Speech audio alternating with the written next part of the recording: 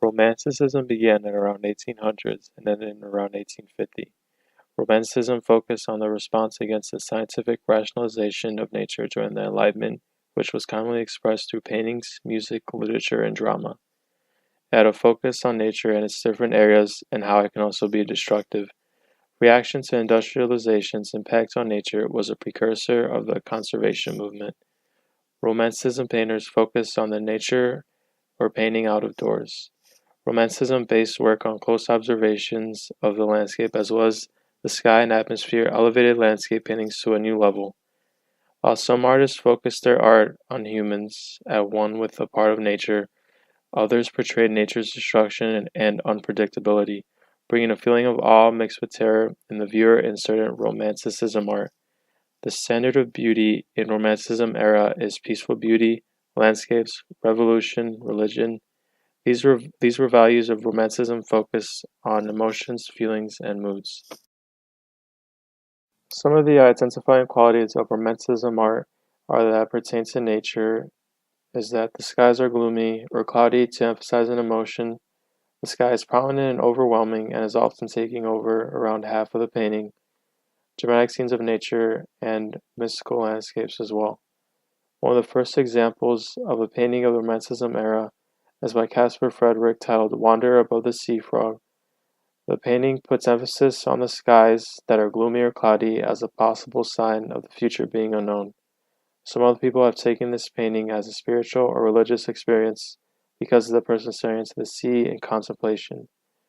One of his other examples during this era is the Sea of Life.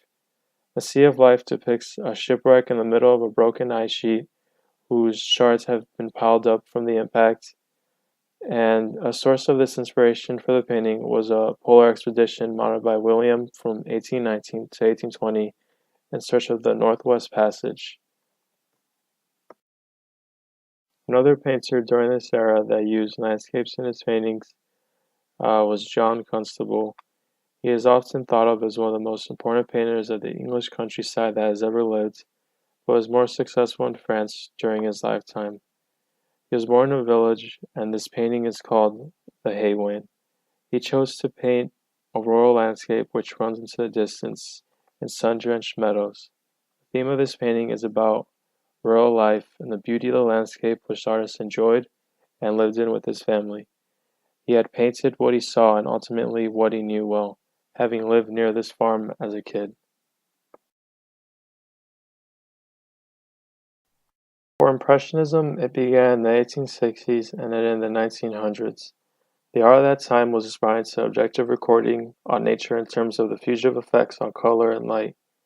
The Impressionists loosened their brushworks and lightened their palettes to include pure, intense colors. They abandoned traditional linear perspective and avoided the clarity of form that had previously served to distinguish the more important elements of a picture from the lesser ones. The optical effects of light to convey the passage of time, changes in weather, and other shifts in the atmosphere was a part of the Impressionism era. Their art did not necessarily rely on realistic depictions. The standard beauty of Romanticism varied between artist to artist, as some painters would focus on public settings such as cafes or cabarets, while others, Impressionists, focus on capturing the atmosphere of a particular time of day or sometimes the effects of different weather conditions on a landscape. The identifying qualities of Impressionism is of paintings that have quick dabs of paint, will at times have no clear outlines or many detail. Most of the time, paintings in this era are usually outdoors that depict rivers, factories, railroads, and landscapes.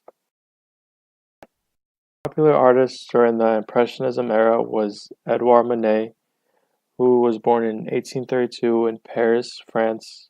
One of his most popular paintings was titled The Bar at the Folies Bergère. This painting seems to be a straightforward frontal image of a bridesmaid serving who looks at the viewer or customer. Then we notice the huge mirror behind her and the confusing reflections it has. The bridesmaid's reflection has also been moved to the right, while in the top right corner we see a ghostly image of a man who appears to be directly in front of her and whom she is leaning forward to serve any customer. Another popular painter during this era was Claude Monet, one of the most famous painters in the history of art and a leading figure in the Impressionist movement, whose works can be seen in museums all around the world.